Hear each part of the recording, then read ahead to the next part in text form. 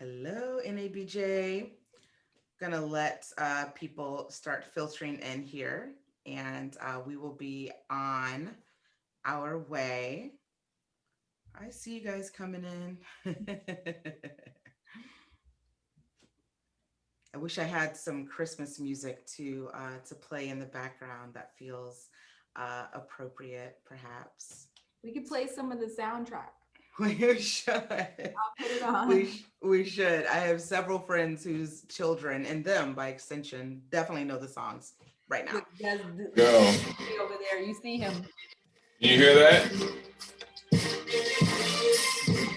And that's my jam. I love that song so much. You have to do the TikTok challenge, Kelly. I'm sign me up.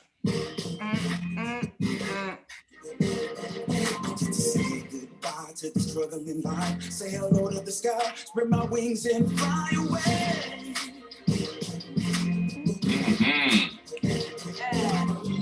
Even though I must be knocking me down. Yeah.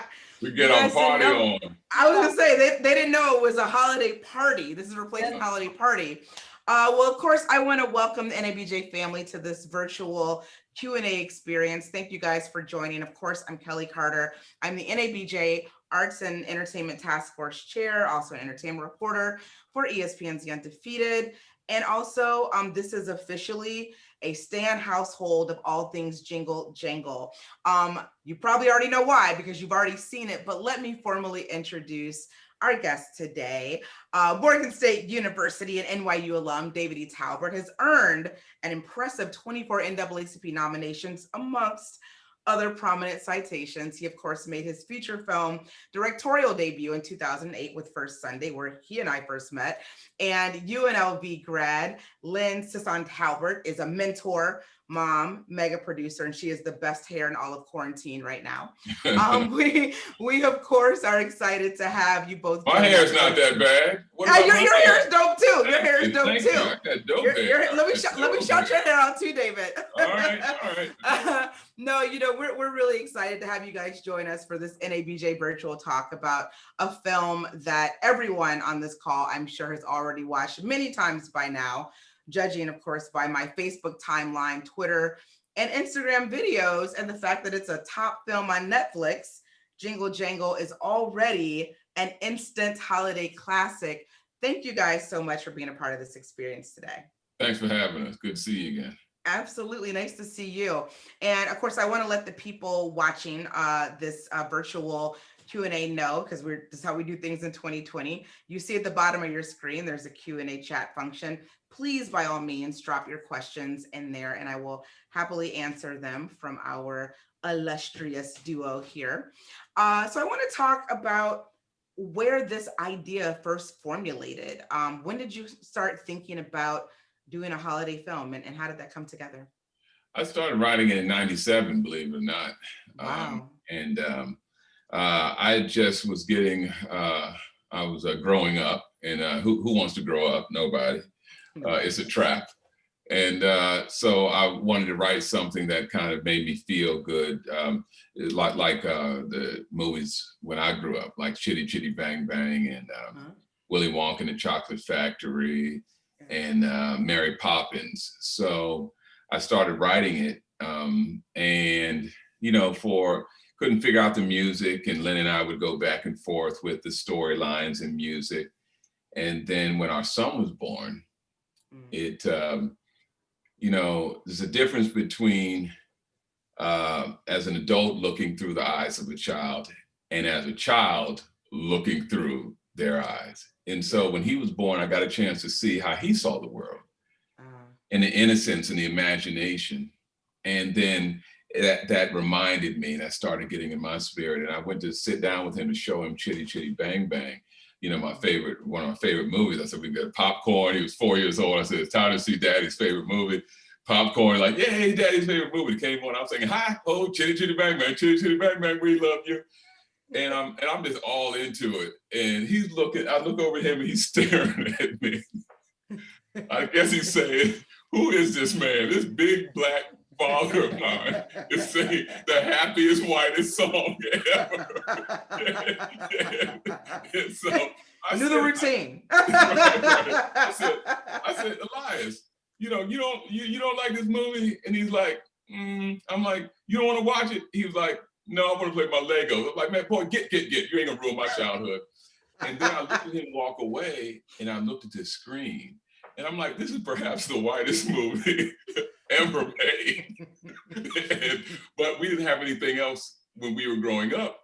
We didn't have any options. So I looked at him, I looked at the screen, I'm like, oh, he has Miles Morales on his wall. He has what you have. He has Black Panther. And so he liked seeing representation of people that look like him. And that's when I said, okay, it's time to do this now. And Lyn said, instead of doing it as a Broadway musical, maybe try it as a movie. I went into Netflix and told them about this and told them about this idea and told them that, as a Black community, we sit around every holiday season after we eat and play spades and get a little drink on, and we try to watch something as a family. Yeah. And there's nothing we can watch with images that look like us. And the president of Netflix said, we need to do something about that. And this movie is that. Yeah. You both could not have known what 2020 would be and what all of our experiences would be, especially with regards to how we consume media. So at the time, what in your estimation made Netflix the best right partner to take this project to? Well, for me, it's they're a global brand. And so, it dropped last Friday in 192 countries and 32 languages. Wow. And, I toured all across the country, Lyn and I, with our plays. And with the films, we've crisscrossed this country with promotional tours, and all this stuff is wonderful. But, our culture, our everything about us, it transfers around the world. So I wanted to make the canvas bigger. I wanted to go to a bigger canvas where I not only could service my audience here in the States, but I could begin to reach a global audience with these stories and themes and music and our culture and our faces. And so that's really why, and that's who Netflix is. And they're blazing a trail, I knew that was who I wanted to be associated with. And another reason too is also they're great with filmmakers, with helping us push our vision, which I love, for David and for just our creativity. They're very open to what we bring to the table and what our experiences are, and they value that. It's not your typical system of working. They're very open to our expertise coming from theater, coming from programming audiences, and wanting to know, not just be there as far as making the film, but also in the marketing process as well, which David has a degree in and is very knowledgeable about. So it becomes a very fun process, inclusive process, as far as how we're going to bring this whole thing to life and make it global at the same time, how this story is going to be told. Yeah. I love that you both wanted to make this film because, you have a little boy and you want to be able to gift, seeing something that none of us probably saw growing up, especially when it comes to holiday films. But I'm wondering if you guys have been pleasantly surprised by the outpouring of adult viewers that you have. And I say that because someone has sent me a message and said, I just watched it again, and this old dude is still misty-eyed. I mean, it really is having that kind of, profound effect on people. Let's start with you, Lyn. What does that feel like? Because I know you've heard that since this film came out, to hear that kind of response from viewers. Well, I have to tell you that, this was for the little girl in me as well, and the little boy in David, and that I knew that as much as it was touching and speaking to the little girl in me, that it would also do that for adults and men and women alike, especially men. Like my cousins, my grown, 20 plus cousins are texting me saying, Cousin Lyn, this is the 4th time I've watched it, and I'm singing the songs, I'm feeling like I can fly, and these guys don't say anything, you know, it's like you have to pull stuff out of them. Yeah. So from that perspective, I knew that moms and women and girls were gonna fall in love with it, and I knew Elias would love it.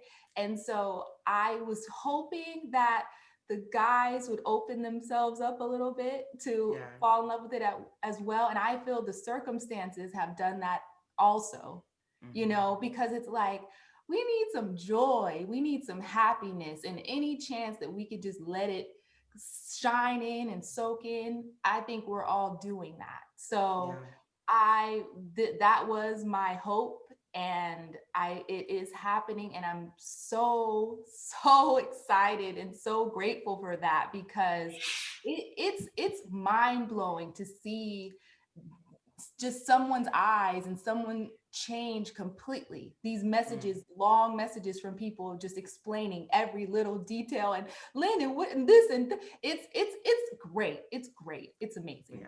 Oh, I love hearing that. What about yourself, David? What does that do for you as the writer and director of this piece to know that not just little boys and little girls are loving this film, but apparently old dudes that are getting misty-eyed in Raleigh-Durham?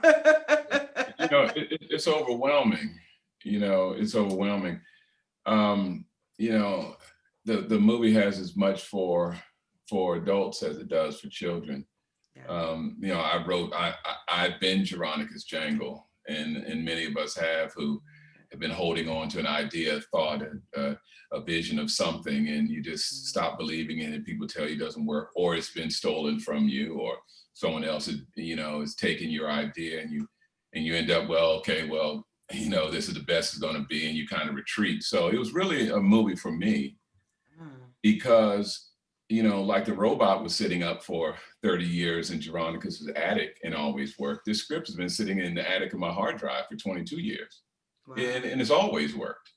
It just needed me to dream as big a dream that it had for itself. Yeah. And it's overwhelming for me as a storyteller, an artist, as an inventor of stories. It's just a reminder, you know, that you can get it back and that you still can have brighter days.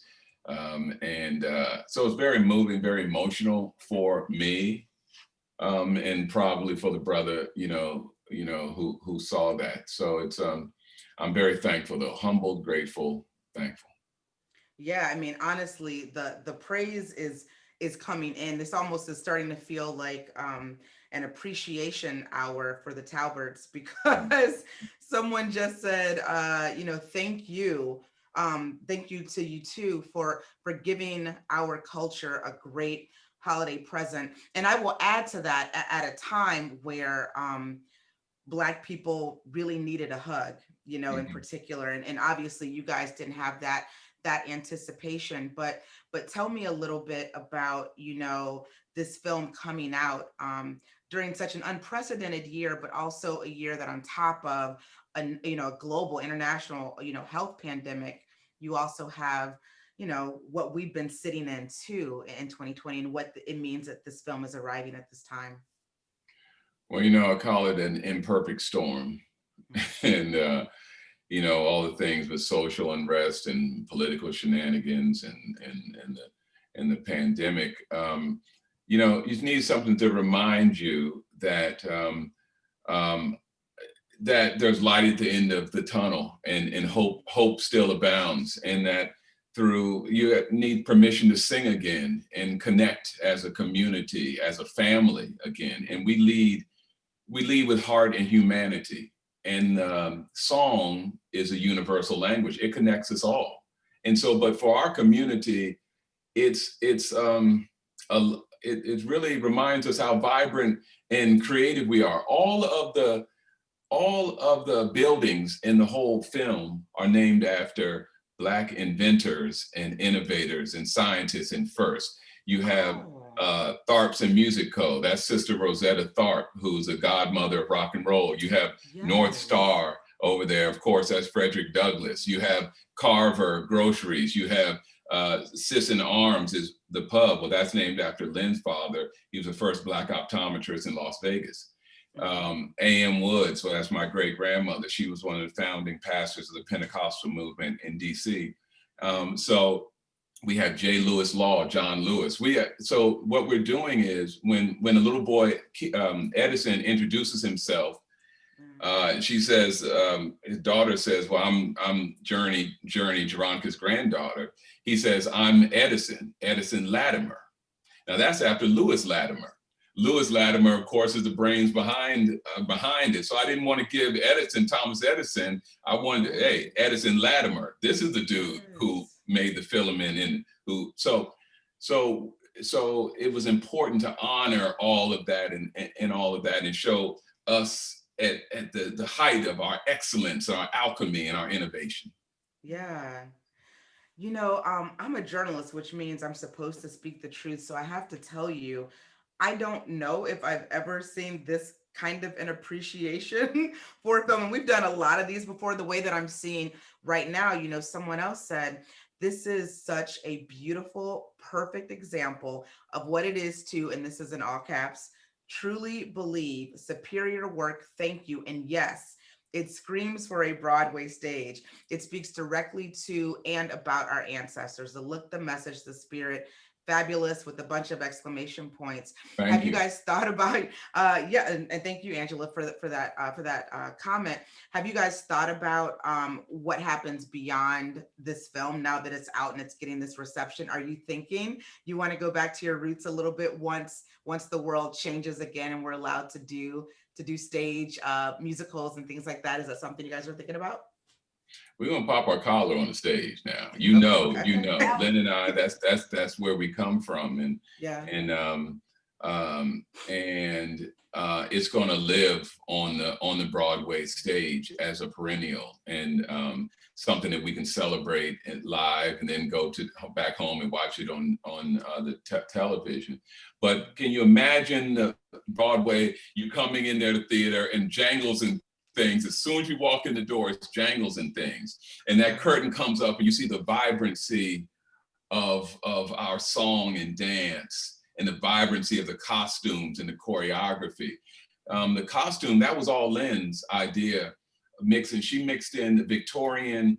When we hired our costume director, Michael Wilkinson, who's fabulous, he had this wonderful Victorian look, but Lynn said, well, this is 1800s. So that means they either defected from America or they came from Africa. So we need to infuse African patterns. So she had our costume designer fly to Ghana. So the reason why they're so vibrant is those are African, authentic African patterns mixed with Victorian. Oh, wow. You know, and it's just beautiful.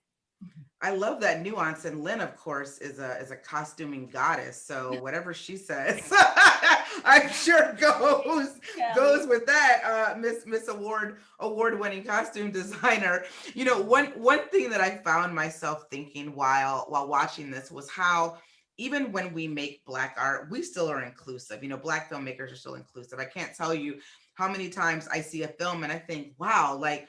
Not even the coffee barista can be Black, Asian, or Latinx. Mm-hmm. But in this film, even though we understand that this was made with us in mind, it still is very diverse. You see representations of all different types of people.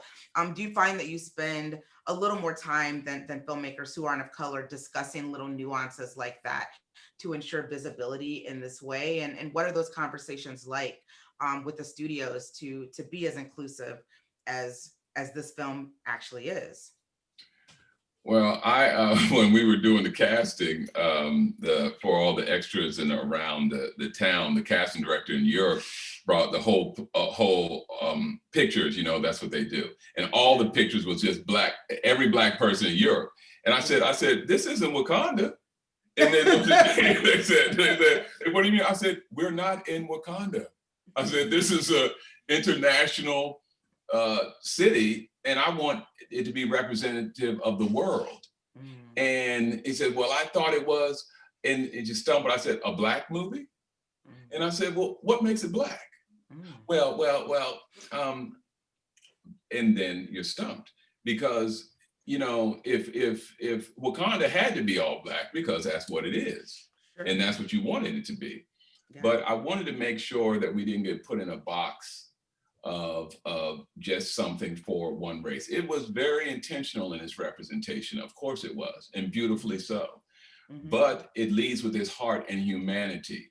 As movies that I watched growing up, they were intentional in making them all white.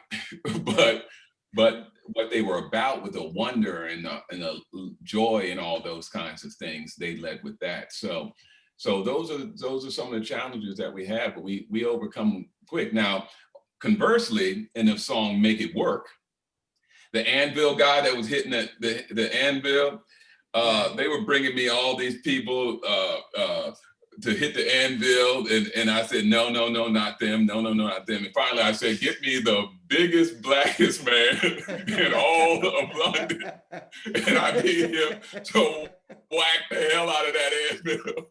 So this brother came in, how you doing, brother? And his British accent, I said, all right, brother. I said, I want you to hit that anvil like your life depends on it.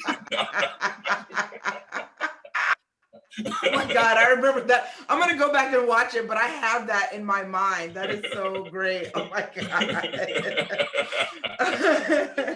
David's point also, it's like just how we wanted to show something that's highlighting us in a certain light, you know, highlighting all the beauty and glory that we exude, and with exuberance and life and fun. So, you know, highlighting the natural hair, you know, all the hairstyles were natural hair. Things, you know, the clothing, as David said, layering in the African fabrics, you know, that you're appreciating from your ancestors and your background, but still within the world, fitting within the world that you see. So I think that that's one of the things that we wanted to dispel is, can we fit in worlds like this? And how would we be seen, you know, in this glorious way? Because usually you see the wigs, you see, you know, it's just black faces with, you know, Amadeus hair, you know what I mean? Yes. Like, when I watched Beauty and the Beast, the brother at the beginning of it looked like George Washington. I said, where did they get this brother from? Like, stop it, you know. So that's what I think is just really important to showcase this, and it's just like so glorious, and all of us feel proud and represented at the same time. You know, we feel like we could be a part of this world where oftentimes we're kind of trying to force ourselves into these scenarios and into the narrative where this is the narrative for this.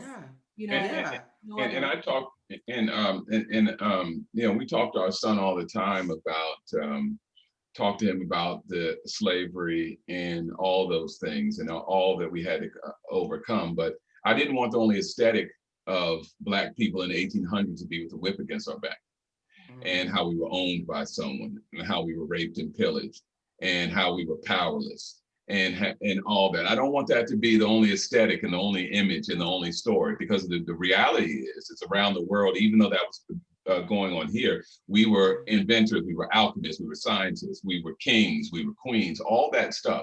But that's not an image that we see. And I wanted this Victorian clothes, I wanted this era for him to see a different aesthetic so that he could have something to balance.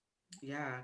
Overwhelmingly, the comments and the questions that are coming in are really talking about the attention to detail and how appreciative people really were. One question from, I hope I'm pronouncing your name correctly, Java Ingram says, I love the Afro beats and African dance break during the snowball fight. Why was it important for you all to include that moment? That's Lynn, that's all Lynn, that's all Lynn.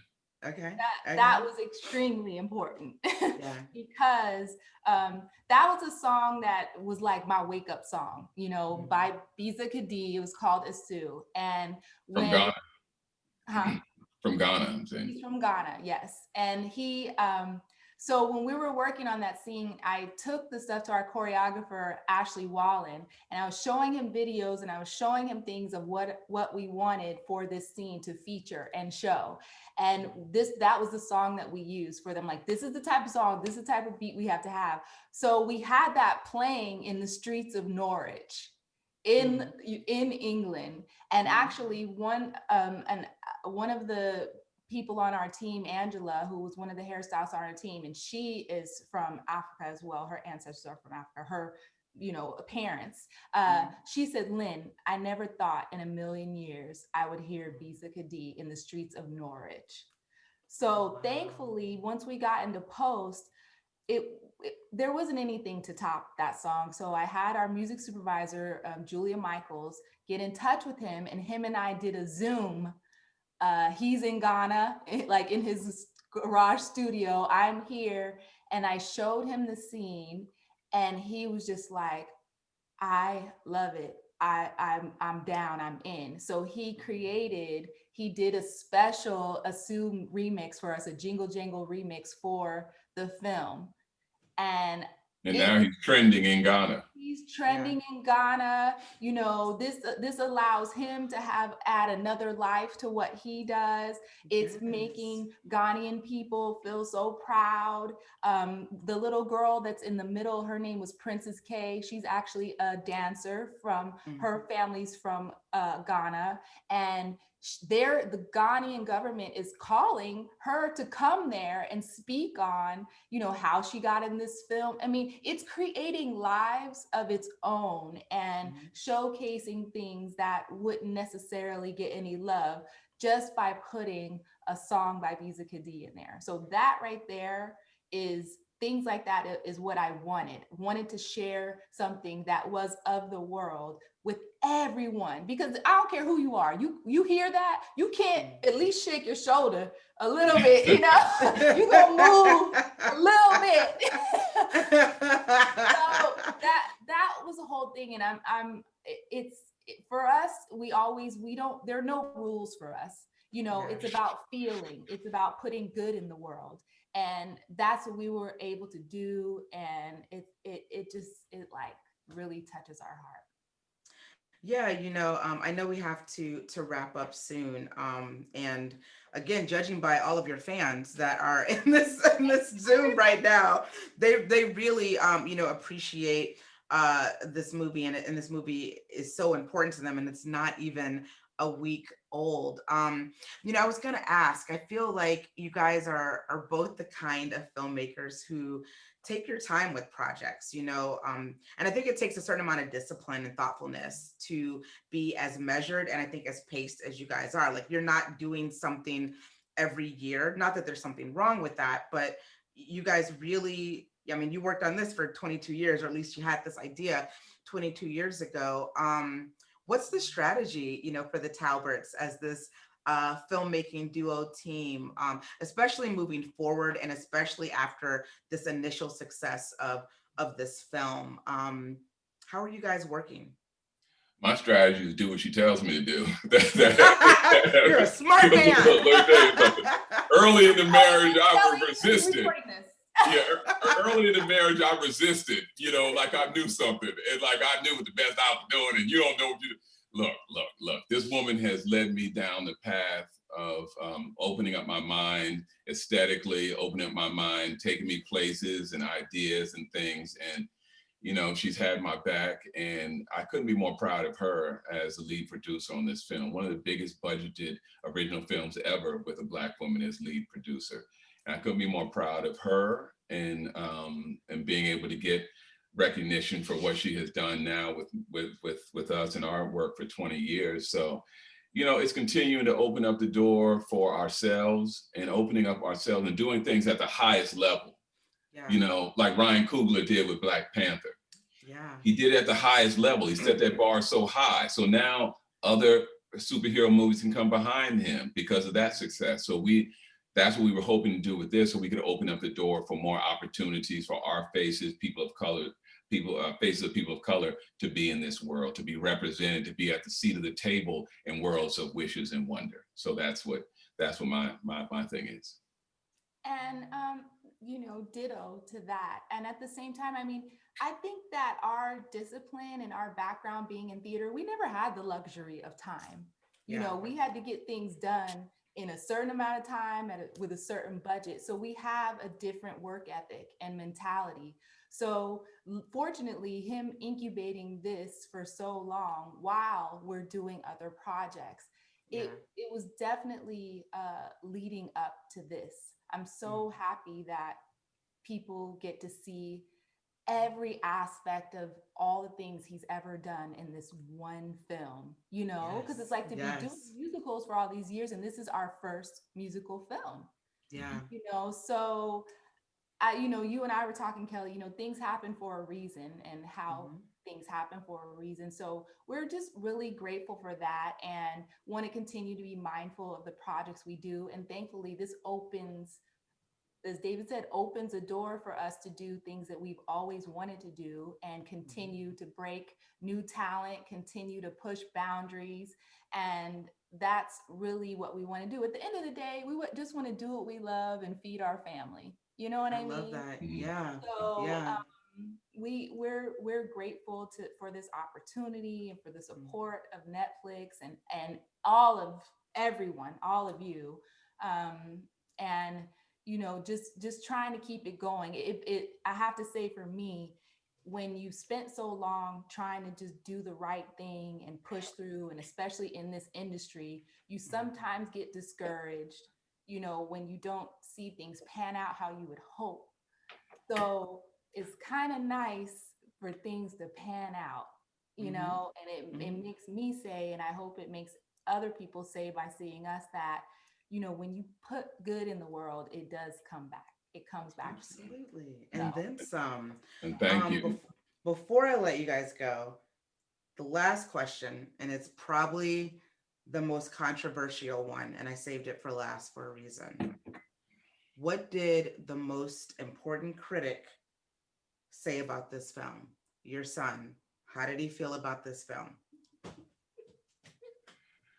The most important thing that happened in the making of this film is when I showed him the Buddy 3000, the design for it.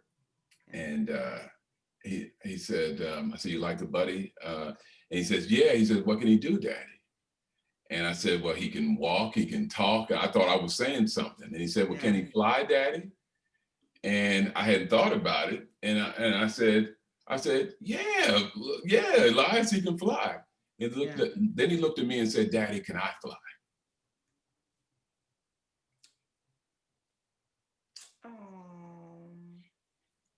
Yeah. And so I hadn't thought about that either, making the other robot, making the other. I looked at him, I said, "Yeah, Elias," I said, "you can fly." Yeah. And his eyes just lit up and he smiled. And for me, the biggest thing is for my son to see people that look like him soaring literally in the air. And for other little kids of the world of color to see that, it will change how we see our place in the world and in the sky. So that's the biggest thing for me. I love that. And we saved this film for him. Like, we didn't let him see a lot of things because we wanted it to be special and magical for him when he sees it for the first time. So we just took him a couple weeks ago. Fortunately, they had a theater that was playing the film, and we took him there. And I don't even think I got to share this with you, David. So afterwards, when we came home and him and I were just in his room, I go, "So Elias, what'd you think of the film?" And he looks at me and he's like, "I loved it." He said, "Good job, Mommy." Oh, I love it. He said, "I loved it. Good job, Mommy." That's the best. I love that. Lynn, David, thank you guys so much for joining us today. And thank Elias for being, I guess, another quiet executive producer on this film, for letting us all know that we can fly. That's such a great metaphor, kind of encased in this film too. Love it. Love you guys. Thank you so much, and continued success. Loved you, and thank you to all the Black journalists when no one was checking for me and when no one was printing or writing about me.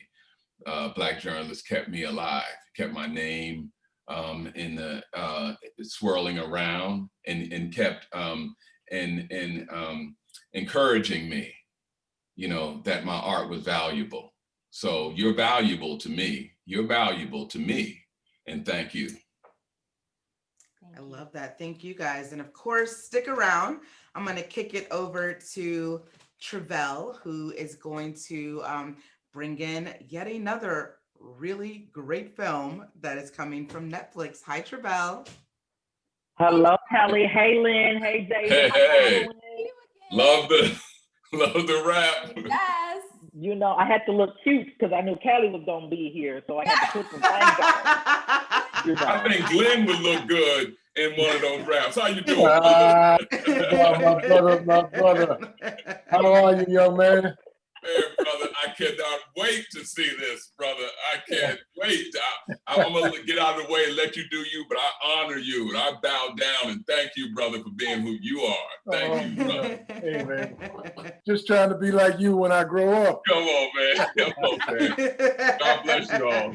Hey, Bye, man, guys. Have a good one. All right, Yes, you. everyone. I'm Travell Anderson, NABJLA president, and a number of other jobs with NABJLA. I'm taking over from Kelly to have a conversation about Netflix's Ma Rainey's Black Bottom, which I've had a chance to see.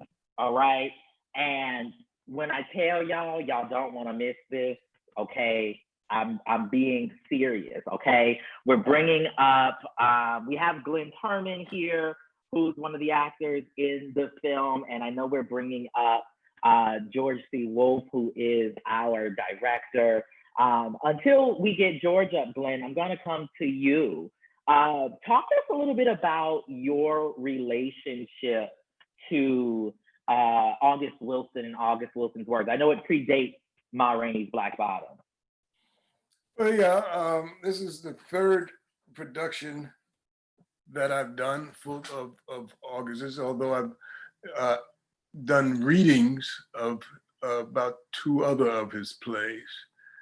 But as far as a full mounted production, this is the first. And of course, this is the first motion picture of one of his plays that I've done. And I'm recreating my role as Toledo in this production of Ma Rainey, because I also played the role of Toledo at the Mark Taper Forum here in Los Angeles, the theater version. Mm-hmm. I actually, that was a few years ago, right? Maybe like 2 years ago. Mm-hmm. I was also in that audience. You obviously don't know this, but I was also in that audience, and I am so happy to see the film see the play rather come to life in a film form, and the ways that you all, were able to kind of adapt this play for the screen in a way that gives it life. Go ahead. Yeah. That's due to 2 things. That's due to, of course, Ruben Santiago, who adapted the screenplay, transformed the play to a screenplay, and of course the brilliant George C. Wolfe, who will hopefully be here shortly. Yes, I believe they're somebody behind the scenes working out the technology to get him up here with us. Until we get there, I am very interested in hearing from you about, like, what would you say is the importance of August Wilson as a writer, as a playwright, as a creative that perhaps folks just don't know. Well, our tradition as having griots in our culture. Those are the people who told stories that held our history. So we would sit around the campfires, or we'd sit around on the porch or wherever, and somebody held the story of the tribe, and was able to convey that well enough that it could be passed on through generations and generations. Well, August, of course, is one of our greatest griots, and he has taken upon himself to tell our story from our point of view, using our rhythms and colors and everything that helps to bring our story alive and make it believable to the point of where one wants to pass it on, you see. And so he's a treasure, you see. That is the stuff that is put in the vault because it's so valuable that you can put no value on it, you see. And I'm just glad that I am a part of a company that has taken on this responsibility. You know, Mr. Washington, he's making sure that these stories are put down on whatever they're making films out of nowadays. It's not film anymore. I don't know what's in that camera now. But he's making sure that we're able to pass these stories on visually around the world. And I love, and for the people out there who, for whatever reason, don't know who this, Mr. Washington that you're referring to, it's Denzel Washington, right? And he, has committed himself to taking the century cycle plays from August Wilson and adapting them for the screen. So, as you said, more people can know of August Wilson's brilliance and the stories that he carried. I'm wondering for you, you are in, the film is really kind of an ensemble cast. Viola is obviously playing the lead of Ma Rainey. There's Chadwick Boseman, yourself, Coleman Domingo, a host of other people.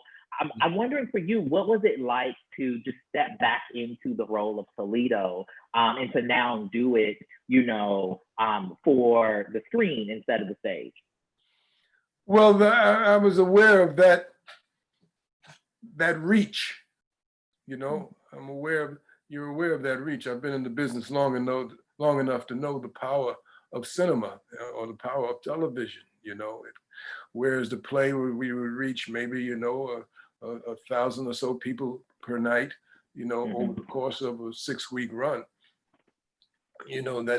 That pales in comparison to how many people will be reached as a result of the film. So you're aware of that. And so that puts an extra kind of onus on you because you want to get it right, you don't want to mess up in front of millions of people. But how can you mess up when you've got Viola Davis? How can you mess up when you've got Chadwick Boseman and when you've got, all these wonderful characters, Coleman Domingo and Michael Potts, and a cast that's just absolutely brilliant, So it meant a lot, it means a lot, and hopefully a lot will be gotten from it. Now, I wonder when the opportunity presented itself for you to come back into this role, for the screen version, did you have any reservations, any nerves at all about, being a part of this particular cast? Yeah, when they do the close-up on my hands playing the piano, are they going to be able to tell I'm hitting the right key?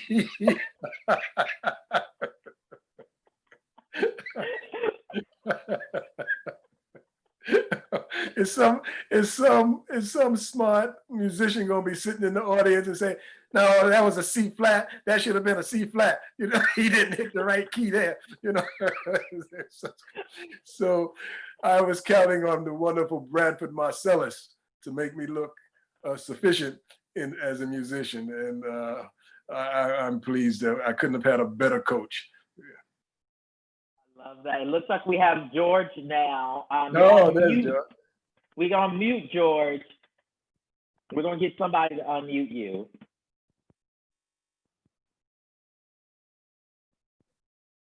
Well, once they're going to figure out your audio situation, George.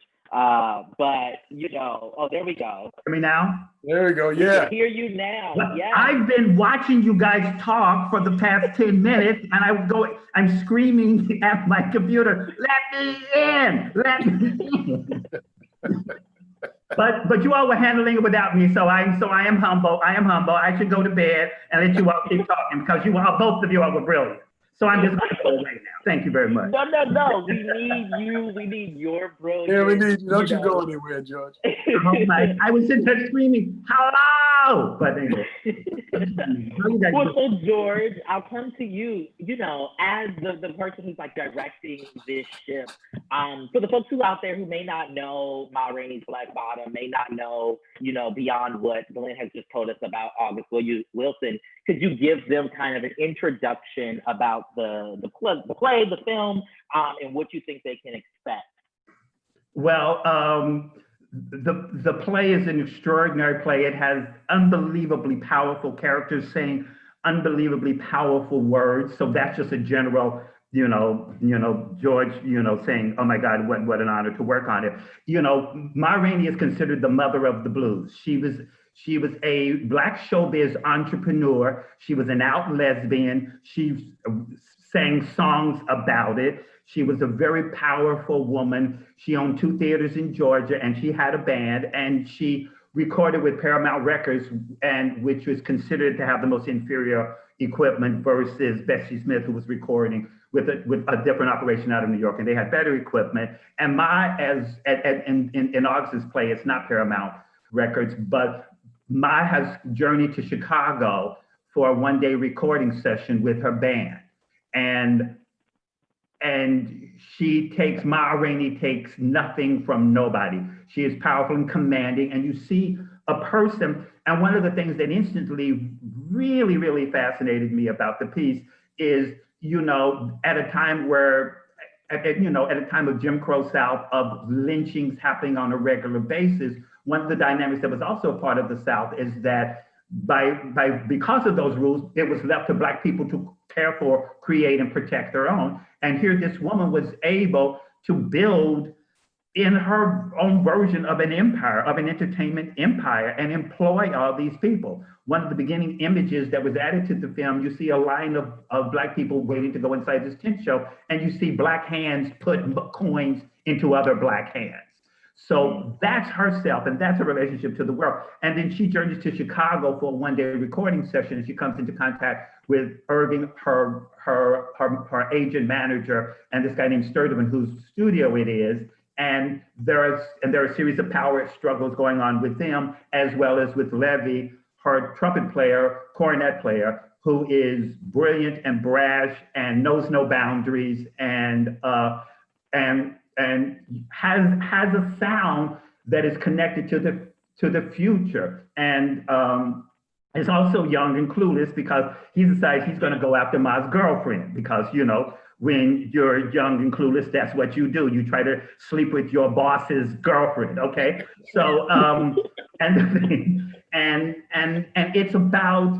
It's about, and along the journey, we hear these stories, these incredibly powerful stories of these men and their relationship with each other. And it's about the commodification of a culture, because for this generation of artists, they're gifted artists, but the blues is an expression of their identity and their power. And for these people that they're coming into contact with, these 2 white men, Irving and Sturtevant, it's about business, and it's about business for Ma, but she's used to doing it her way.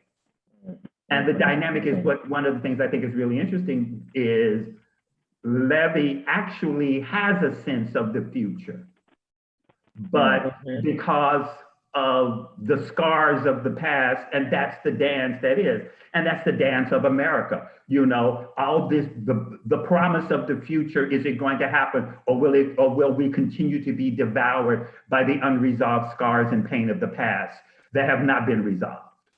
And so I think, that's some of the ideas that are at play, and it has an astonishingly brilliant cast. And I was humbled, and I bowed down to them every day. And I said, oh, Mr. Turman, thank you so much that I get to work with you every day. So that's what I did every day. I believe that if you want.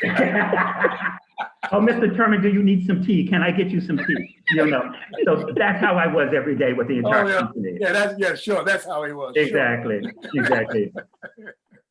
So I love that. I love that context. I love that context that you provide for folks who, maybe they're not familiar with the play, maybe don't know even, the real life woman, right? That the play and that the film is based on. Could you talk to us a little bit about doing that adaptation, taking something that's made for, you know, the stage. And when I saw it on stage, it was pretty much like a one room situation. Yeah. And then translating that into something where, you know, you have a lot more apparatuses at play that you can, you know, make use of when you're doing the play. How did you go about approaching that? Well, I was once again, I was very intrigued by because this subtextual story of in some respects, it's the Great Migration. These moves from these urban centers for economic reasons or for spiritual and emotional reasons, and the celebration of that. But I think what August, there's a line that Ma Rainey says at one point to her manager, says, because if you don't do it my way, I'll take my Black ass back down south because I don't like it up here nowhere.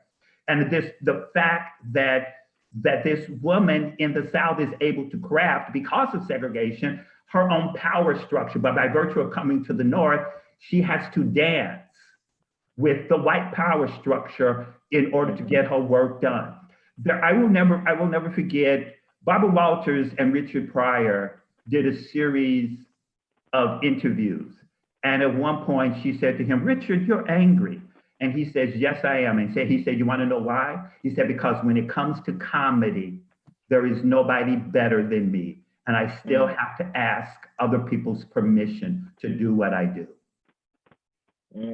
And that is, I have never forgotten that. I have never forgotten that. I maybe saw it when I was 16 or something like that, but I've never forgotten him saying that. And I think that's what Ma and Levy and Toledo and all the characters come into contact when they come to Chicago. They have to go through somebody else's system. And Levy is young enough and full of passion enough and foolish enough to believe that his talent will win out. And Ma is much craftier, but still ultimately it's about taking a voice and putting it through machinery, and by the time it comes out on the other side, somebody else owns it. And that dilemma and that dynamic is an ongoing journey. For all artists, and it's magnified for Black artists as well. And very much so. Very much so. I saw, once again, I saw this, Diane Carroll did this interview one time, and it was the most fascinating thing she said. She said, American popular culture is fundamentally superficial. The culture I come from is fundamentally not. She said, that's the dilemma. And so they're recording songs. They're recording a bunch of songs that they hope to sell. Ma has this, at one point, Ma has this glorious speech where she talks about where the blues comes from, and when she's talking to Irving in one scene, she's saying, Ma listens to her heart. So these songs are part of her DNA. So when she's putting out a number, in one of the early scenes in the film, you see her performing in her tent show in the South, and it's church. It's her and her congregation. We later see her, shortly we see her performing at the Grand Theater, which was an all-Black theater in Chicago, and it was deliberately shot. So we see her and we see the intrigues that are going on stage, but we don't see that audience. That there's already a disembodiment that has taken place. It's no longer, preacher and congregation or storytelling congregation. There's a disembodiment with that. So it's these dynamics and so in opening it up, one was able to play with some of that storytelling to present Chicago as a city, so that you see that this migration, that the section where most of the Black people live, almost all the Black people live, was Bronzeville. It's working for some people. Other people are doing, brutal work, and other people have been discarded. Or leftovers, as Glenn so brilliantly and eloquently says in one of his speeches. So it was fun to play around with crafting a vision of the South that doesn't necessarily affirm to the mythology of, the film opens up with two Black men running. And I wanted to begin with that because, you know, and you hear the cicadas in the trees. So instantly you provide the scenario that they are running from something. But point of fact, and you see that they're running to something. And so we wanted to create this landscape of the South. And then I wanted to paint a very specific portrait of Chicago so that it was an alien environment. You know, the play is set during the winter. I thought it'd be really intriguing to set it during the summer because of the brutality of the heat in urban landscapes. Also, we made a deliberate decision not to have any trees, and that the sky would be a white sky, so the sun would be a white spot in a white sky, you know, just to make it, and that the sounds of the L train, that is, and car horns, it's an assault. It's assault on the spirit of these people. And when these three guys get off the train, they're clearly have entered a zone where they don't belong. So, but all of that is just because, you know, it's, you know, in 1919, a kid was killed because he was swimming in Lake Michigan, and somehow there's a line of demarcation in the lake, and he crossed it, and these people drove him out into the lake, and then he drowned, and there was a, you know, rioting that, and when no police, you know, no arrests were made, you know, it turned to this huge confrontation. So it was a city that was known for having these incredible, there are no colored and white signs, but it's a city that is known for rigid territory. Right. Boundaries, I think one of the things I love about the film, as you mentioned, is Viola's portrayal of Ma Rainey. It's super embodied, and she becomes Ma Rainey, right? She becomes there's a force behind her. For you, Glynn, I'm wondering, as someone sharing scenes with her, how was that experience for you? Well, it was wonderful because I got to see her do something that, having worked with her before, I had not gotten to see. When we worked together on her series, How to Get Away with Murder, she was already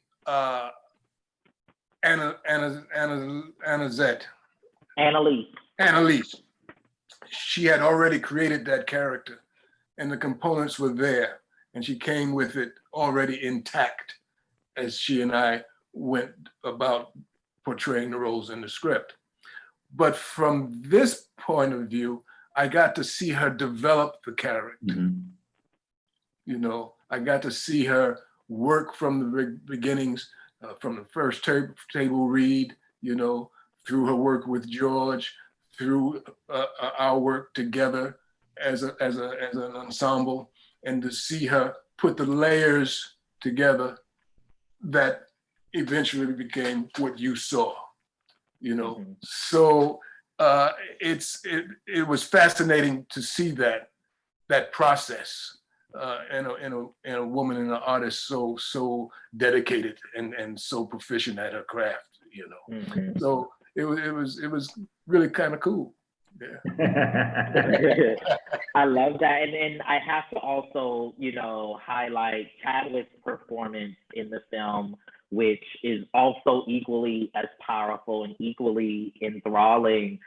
You know, we know that this, you know, will be the you know, this was his final film that we will have to kind of see his brilliance. George, I'm just wondering if you could talk to us a little bit about what you think he brought uniquely to the role that audiences, you know, must tune in to check out.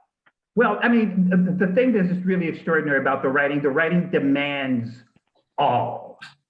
Writing demands all. It demands frailty, it demands strength, it demands rage, it demands powerlessness. It demands all. And I was very, very, very blessed. And I say this with complete and total truth, with an ensemble of actors who were more than capable of meeting that demand, and ripped open their hearts and their beings, and with their craft and their extraordinary sense of ferocity and storytelling, gave all. So that's ground level, you know. And then then we had a 2-week rehearsal period. And I remember literally once a week, Chadwick would come up to me and said, "Thank God for those 2 weeks." Because because you can't, the language flies. If the language has to fly, the language can't sit there. And in order for the language to fly, that means you have to have the craftsmanship to pull it off. And you also have to have located inside of yourself how it lives in a truthful, compelling way, so that therefore all the dips and turns that it takes from a moment we're talking shit about each other, and the next minute we forgive each other, and then we up in each other's face, and then we move on to somebody else, and then we reach a point where we don't know how to forgive, and then we end up doing unspeakable things in violation to another person's life. So in order to watch that dance play out, you need people who are extraordinarily skilled. And the role of Levy is a powerful and commanding one. It's an astonishing role. And as it would turn out, a lot of Levy's most monstrous and intense scenes happened the last week that we were filming. And so it was day after day of open up guts, spill them, put them on the table. Open up guts, put them on the table. And the last scene of the movie, we have, Glenn Very So was the last thing that we filmed. And it was filmed on a day where everybody was exhausted, beyond exhausted, had gone through a 30-day shoot, but especially of last week of major, major, major intensity. And one of the things that I will never forget is that take after take after take, everybody reached back in from a state of exhaustion, reached back inside and came back with more.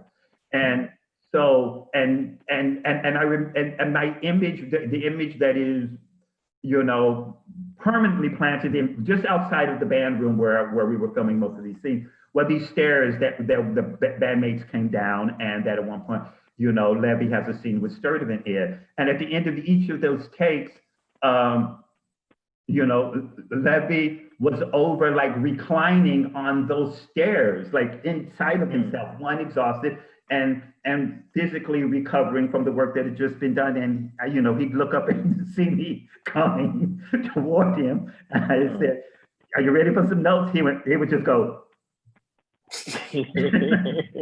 And I'd go over, and if his team were around him fixing his hair stuff, they would go away, and I'd talk to him, and I'd talk, and he would just do this, like as I was telling the information and taking in the information. And then 10, 15 minutes later, when we were ready to go again, and that same process I did unknowingly with everybody in the cast, go over and go, "Now what about this? Now what about this?" They're wet and they're dying on the ground. I go, "Oh, and one more thing." So, and in every single moment, after my note session with Chadwick, from him like reclining, he'd be back in. So it's always just thrilling when you get to work with an actor who is an artist who gives all that they need to give. And so I had that with, and through the course of it, you form this incredibly intense, relationship, which I formed with Chadwick. And I was blessed that that didn't just exist with him, but that existed with every person in the cast. Mm-hmm, mm-hmm. Yeah. We're coming up on time, but I want to squeeze in one last question to you, Glenn. I think that connected to what you talked about earlier in terms of like August Wilson being a griot, carrying our stories, Black folk stories in particular. I'm wondering if there's something from the film that you think and hope, hits with Black people in particular that you would just like to, forecast for them to keep in mind when the film comes out? I'm going to take a line from, and it's one of my character's lines. It's so relevant today because we see what it is and see what can happen when we apply this lesson. Mm-hmm. Where Toledo says, to a degree,